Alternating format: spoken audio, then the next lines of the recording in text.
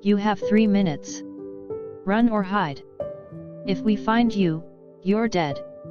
It was a normal day in the underground. Crimes, prostitutions, abandonments, and extreme poverty. You grew up with all of that. Your mother was a prostitute. Your brother was a thug. Your father was unknown. But there was one thing that you knew was positive: your desire to see the sky above. Your dream to see the sun brought endless hope in your heart. Was it hot? Or was it warm enough to keep you from the cold? What was the tree look like? Was it really green? Does it really clean the air? You wanted to see the river that connects the Wall Maria, Wall Rose, and Wall Shina. You heard that the water doesn't taste like pig piss like you, people in the underground, always had. There were animals that you wanted to play with as well. Cows, horses, rabbits, and birds. Would they bite you if you pet them? Would they bark just like dogs? What was really the color of the butterfly? Does it resemble the rainbow? The rain. You wanted to walk under the rain. You sick of the rain in the underground. It was pitch black. You couldn't see a thing. The street was quiet. The laughter of your pursuers bounced in each walls in the streets. Those menacing laughs sent shivers through your body. Could you outrun them? With a chain in your ankle, you knew you couldn't get far enough to lose them. It was hopeless from the very start. After your mom died a year ago, you stayed with your brother for few months until he was killed by some other notorious thugs. He was in great debt. People forced you to pay instead. They put you in auction a day before, and a certain thug bought you to be his new toy. Your life was not yours anymore. You knew you could never escape, especially not in the underground where people are forbid to leave this destitute city. Found her. Blood left your body as soon as 2 large hands grabbed your shoulders. Your hair stood on ends. He pinned you to the ground with his foot. An excruciating pain in your back precipitated your floodgates to open. Your beautiful dream flashed through your head. The sun, the river, the trees, the animals, the rainbow, and the rain. It was all gone now. You felt the whole world collapsing upon you. And when you decided to accept your fate at the hands of these evil men, the light pierced the darkness. A man appeared. You knew him. You knew him when you were just a small girl. You knew him as your dear friend. You played together. You ate breakfast together. Levi. Tears shimmered in your eyes. You were safe. The clash of blades sounded like thunder. Gunshots and screams filled your ears. Blood spilled everywhere. Bodies were scattered across the street. The angel, who had invisible wings, brought those people who had wronged you to justice. The chain in your ankle snapped open. A large bruise appeared on it. Hey! Your eyes met his. Your gaze lingered on his eyes. Felt like eternity. Meant thousands of words. You're safe now, he assured, extending his hand to you. Your eyes darted to your hand and back to his hand. Slowly, you lifted it and rested it on his palm. He gradually gripped it and pulled you against him. Warmth spread through your body. If it was similar to the warmth of the sun, you'd rather stay here inside his arms. Let the sun be alone. You wanted to hug him for all those years you couldn't. When your mother left the prostitution house for another illegal work, Kachel and Levi were left behind in that area in the underground. You haven't heard anything from them since then. Now that he was here, right in front of you, you couldn't. You just couldn't do it. Would he push me off if I hug him? Was he still the same Levi I knew? Would he still be friends with me? The negative thoughts made your heart sunk. Before your knees collapsed, he held you still. He snaked his arm around your waist and lifted you effortlessly. You held your breath for a second as you felt his beating heart against your ear.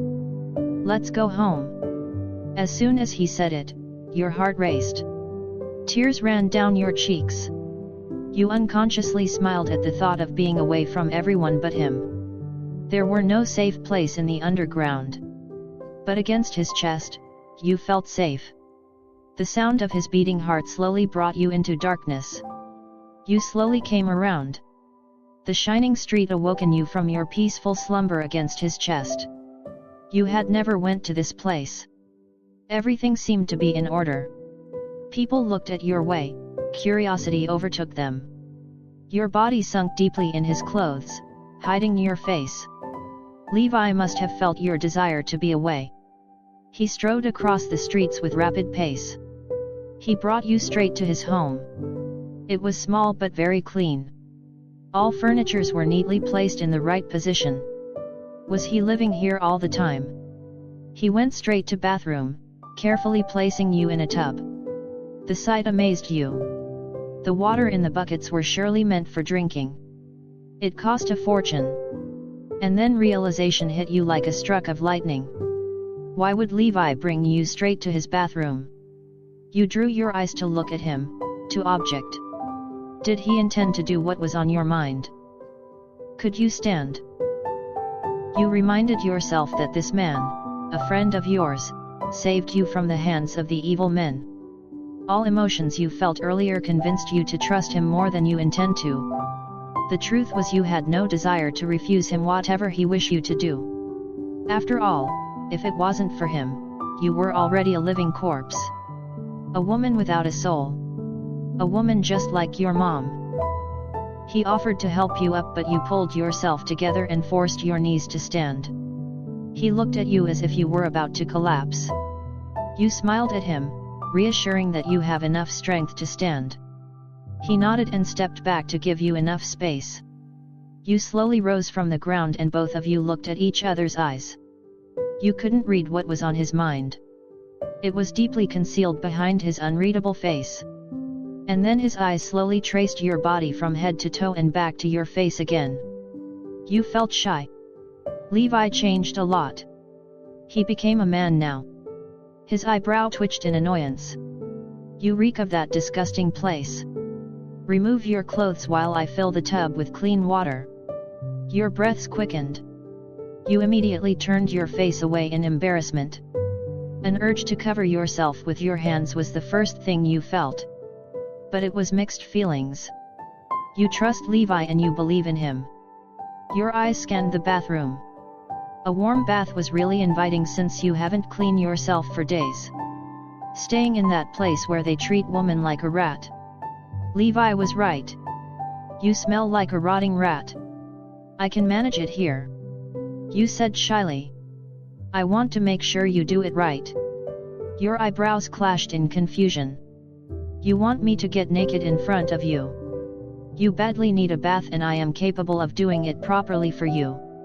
He paused to sigh, hesitant at first, but he finally asked you. What's this illogical question anyway? As if I haven't seen it. We always bathed together before. Your cheeks immediately flushed, memories flooded your mind. That's the point. It was years ago. We were just kids back then. Does it matter? Yes. He didn't say a word after that, didn't even move an inch. Levi was more patient than you think he was, and he intended to stay in the room. He could wait as long as he could until you finally give in. Unable to form a word, you sighed, finally giving up. You gazed at yourself and back at him, observing his eyes if there was a hint of anything that could change your mind. There was none. You sighed in defeat. With your back facing him, you slowly undressed yourself. You lack of courage to look at him, but part of you wanted to know what was running on his mind. The sound and the warmth of water being filled in the tub made you flinch a little. You slightly turned and found Levi filling your tub with clean water. The sight of him brought unknown sparks in your skin. There was no going back. You were hesitant for a moment, but after several sighs, you slowly pulled your underwear down your legs, folding it and putting it on the side together with the rest of your clothes. You were completely naked now, and Levi was just few inches from you. The smell of rose coming from the warm water filled your nose. Levi filled the tub until it was finally few inches above your knees. You slowly sunk and felt your muscles at ease. You sat that way for a few minutes until Levi broke the silence. Be still. Your heart was extremely pounding, it almost came out from your chest. Levi sat beside the tub with a soap and a piece of cloth in his hands. You bit your lips as he began to clean the blood-stained and dried dirt in your back. Not used to be touched in that part, you felt a sudden twitch in your lower abdomen. You squeezed your knees together to ease that feeling. Levi sensed your discomfort, but he intent to focus on finishing his duty. After cleaning your back, he went for your shoulder. He began to spend his time cleaning that lovely part. Your hands and your knees balled into fists. You bit your lips harder this time to prevent yourself from making any strange sound. And then he spoke, "Could you stand?" Your whole body stiffened. "So I can wash your legs properly." Your face flushed. More red than it could usually do. You didn't move. You couldn't move. You tried to protest, but the words left your lips. You turned your head to look at him. His sleeves are rolled up and was really doing his task properly. Unlike you, Levi was consistently composed the whole time.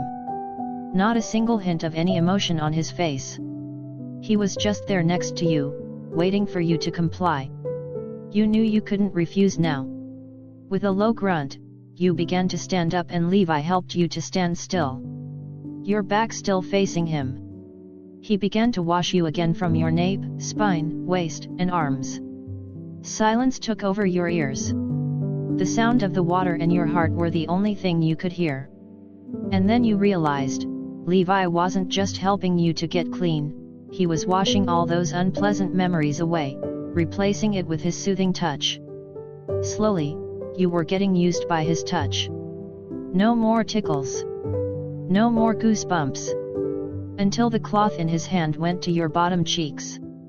You covered your face in embarrassment. Luckily, his hand didn't linger in that part. A light gasp escaped your lips as the cloth in his hand reached your thighs, inside and back. A sigh of relief escaped your lips as his hand slowly left that sensitive part. He washed your legs and feet very gently. You thought he was gonna ask you to lift your leg to properly clean your feet. Fortunately, Levi dismissed the idea. But he had other plan. Turn around. Your eyes widened in surprise. You swallowed the lump on your throat. A new set of strange feelings building inside you. Could you do it? Levi sighed in defeat. He completely understood how you feel, even though he disliked the idea of leaving a single spot of your body. Slowly, he sneaked his hand with a cloth to your front. Your body trembled with the contact. You shut your eyes and finally let him do his task. With a care, Levi washed your front. You felt his skin grazed the tips of your mountains. As soon as you finally let him moan, he retracted his hand, not wanting to turn you on more. Stepping back, Levi let you have the air. He drained the tub and filled it up once again. Sit. He told you and you quickly complied. He started to wash your hair with a shampoo. His fingers raked your hair for a few minutes and it made you relax. The memory of your mother lighted up. She was brushing your hair with her fingers. Bubbles everywhere. You really missed her smile. And when you almost shed a tear, Levi said something to you. "I am sorry I wasn't there when you needed me the most." All those inappropriate thoughts lingering in your mind suddenly vanished. You felt your heart sunk. Why was he apologizing? What for? "I did horrible things to survive after my mom died. I tried to find you and I succeed. I watched you from afar almost every day." A certain memory flashed your mind. The gifts you received. Were they from him? The cheesy bread, the sweet big candy, a handkerchief, a hairpin and many more. Your eyes swam with tears. A light sobs escaped your lips. It was from him. Levi was there all the time. He didn't forget me. Your sweet smile, your innocent laugh and your graceful movements. I missed all of that. Another memory flashed your mind. You two were best friends. You played together. Even danced together. You two missed all of that. The laughter and the petty fights over a cheesy bread. But I couldn't bring myself to come to you. Afraid my dirty hands will taint you. You finally cried. Your heart ached for him. You tried to turn around, but Levi hugged you from your back. His face sunk in your neck, preventing you to look back at him. I'm sorry I didn't come sooner. I should have come when your mother died. Letting you live with your brother was my biggest mistake. You removed his arms around you. You faced him and cupped his face with your small hands. It was never your fault. You said, crying really hard. He shook his head to disagree. I'm sorry you had to feel this misfortune. He paused to grab your hands to intertwine it with his hands. But I am here now. As long as you are with me, you're gonna be safe. You finally hugged him. You hugged him like there was no tomorrow. Let's not leave each other again. You said between your sobs. You felt him nod as he embraced you in a tight hug as well. Never. He whispered in your ear. You smiled and whispered back. Never.